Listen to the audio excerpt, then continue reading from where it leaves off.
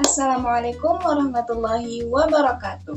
Perkenalkan, nama saya Jamilah dengan NIM 2410252200036 dari kelas 1B, Program Studi Pendidikan Guru Sekolah Dasar, Fakultas Keguruan dan Ilmu Pendidikan, Universitas Lambung Mangkurat. Tujuan saya membuat video ini yaitu untuk memenuhi tugas mata kuliah perkembangan peserta didik. Di sini saya akan menjelaskan tentang bab 2 yaitu aspek-aspek perkembangan. Perkembangan fisik merupakan salah satu aspek perkembangan peserta didik yang sangat penting dan mempengaruhi aspek-aspek perkembangan lainnya. Oke, langsung saja saya akan memaparkan tentang poin pertama yaitu perkembangan fisik pada manusia. Perkembangan fisik atau yang disebut juga pertumbuhan biologis merupakan salah satu aspek penting dari perkembangan individu. Coughlin dan Thomson mengemukakan bahwa perkembangan fisik individu meliputi 4 aspek, yaitu 1. Sistem saraf yang sangat mempengaruhi perkembangan kecerdasan dan emosi. 2. Otot-otot yang mempengaruhi perkembangan kekuatan dan kemampuan motorik. 3. Kelenjar endokrin yang menyebabkan munculnya pola-pola tingkah laku baru seperti pada manusia remaja, berkembang perasaan senang untuk aktif dalam suatu kegiatan yang sebagian anggotanya terdiri atas lawan jenis. 4. Struktur fisik atau tubuh yang meliputi tinggi, berat, dan proporsi. Perkembangan fisik mencakup aspek-aspek sebagai berikut. 1. Perkembangan anatomis. Perkembangan anatomis ditunjukkan dengan adanya perubahan kuantitatif pada struktur tulang belulang. 2. Perkembangan fisiologis. Perkembangan fisiologis ditandai dengan adanya perubahan-perubahan secara kuantitatif, kualitatif, dan fungsional dari sistem-sistem kerja hayati seperti kontraksi otot, peredaran darah dan pernapasan, persyarapan, sekresi kelenjar, dan pencernaan. Karakteristik psikologis kepribadian manusia berkaitan dengan bentuk tubuhnya. Laju perkembangan fisik mengikuti 2 prinsip utama, yaitu kepalokaudal dan proximodistal.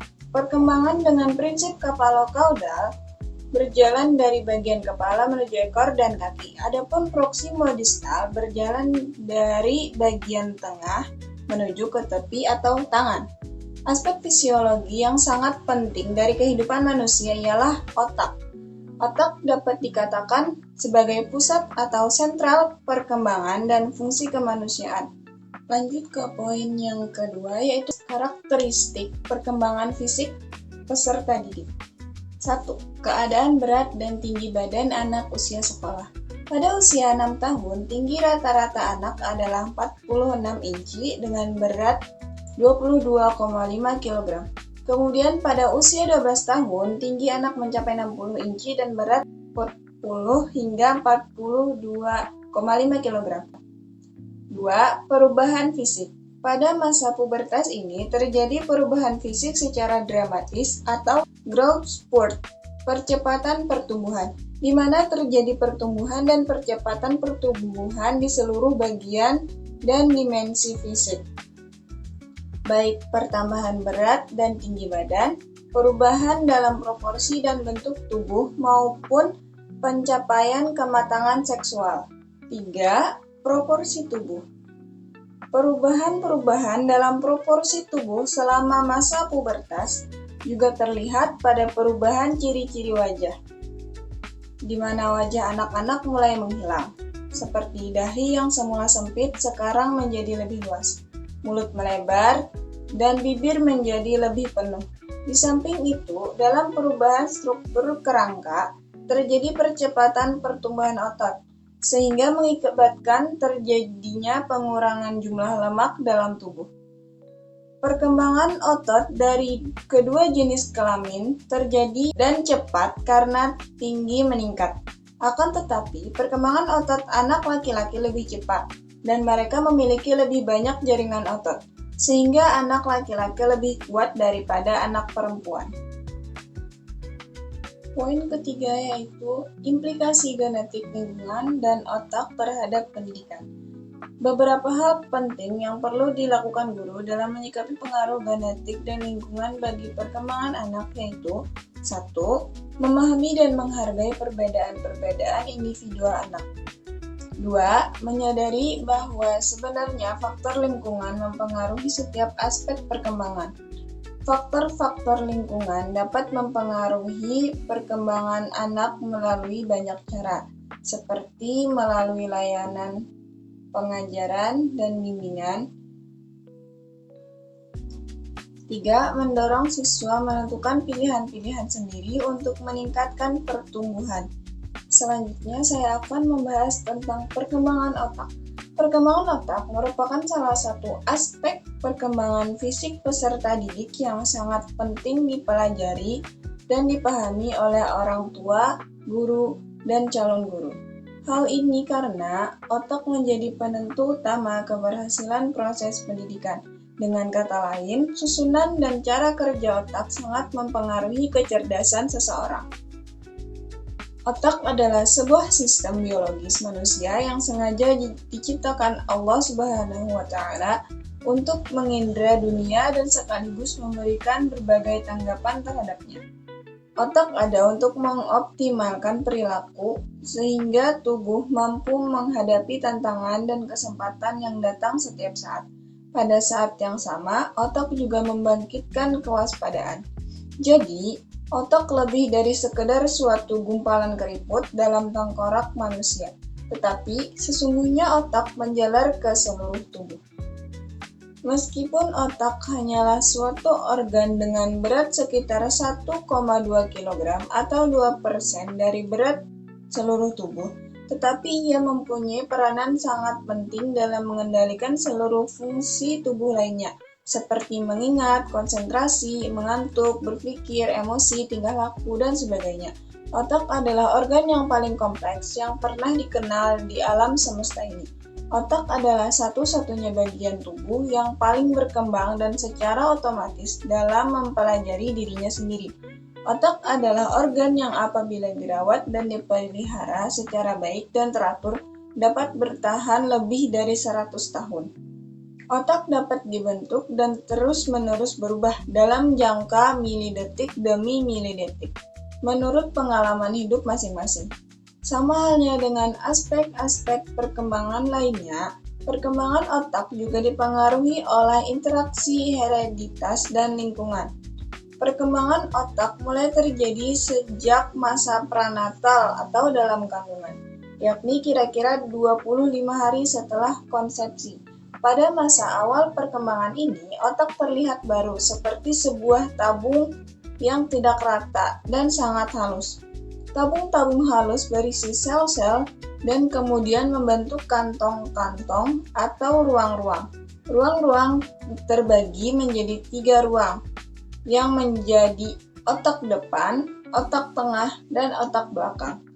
Sekitar usia 5 hingga 20 minggu dari perkembangan janin dalam kandungan, bagian dalam dari ruang-ruang otak ini mulai memproduksi sel-sel neuron.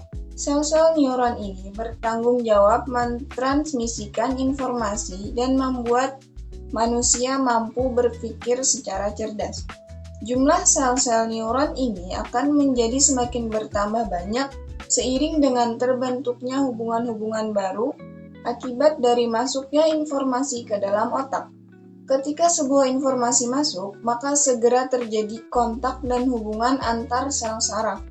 Informasi kemudian berkesinambungan terus jika jalinan itu didukung dalam bentuk selubung oleh komponen yang bernama myelin, maka jalinan itu akan kuat dan bertahan lama. Myelin berhubungan dengan daya ingat seseorang. Semakin sering seseorang mengulang informasi yang masuk, maka semakin tegas myelination.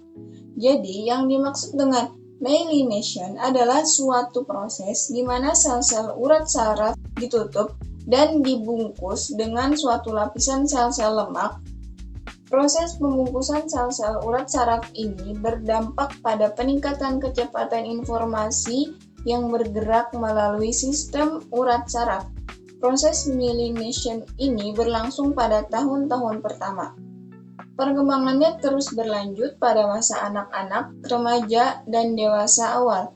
Pada usia sekolah dan remaja, perkembangan otak banyak terjadi pada wilayah korteks, suatu wilayah otak di mana anak dapat mengontrol tingkah lakunya sendiri. Selama masa usia sekolah, korteks mengalami perkembangan puncak dan terus diperbaiki dalam masa remaja. Myelination dalam ruang frontal dan korteks terus mengalami penyempurnaan hingga masa remaja.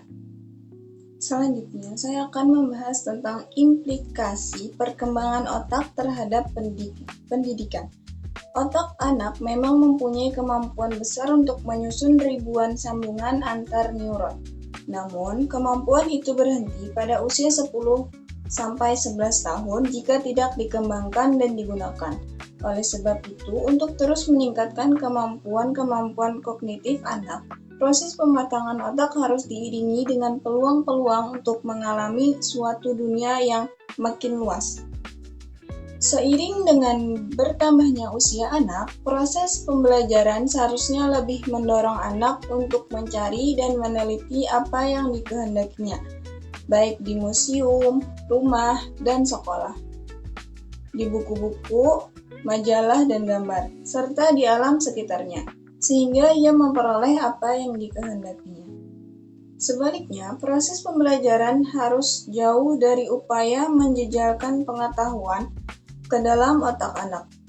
Penjejalan pengetahuan secara berlebihan justru akan mengganggu pemahaman dan melelahkan otak anak. Menjejali otak anak dengan sejumlah besar informasi dan pengetahuan malah akan mematikan kecerdasan. Otak adalah mata air yang seharusnya dialirkan secara berangsur-angsur, bukan wadah yang harus langsung diisi penuh. Demikian kata Gabriel Kamir. Bahkan Mahmud Mandi al-Istanbuli mengatakan, otak yang bagus bukanlah otak yang penuh dan sesak, tetapi otak yang sehat. Oleh karena itu, pendidikan seharusnya merupakan upaya mengembangkan segala potensi anak, melatih pengamatan dan pengambilan keputusan, merangsang pemikiran dan imajinasi, memperdalam pemahaman dan memperkuat konsentrasi. Oke, mungkin itu saja yang dapat saya sampaikan. Salah dan hilaf mohon dimaafkan. Wassalamualaikum warahmatullahi wabarakatuh.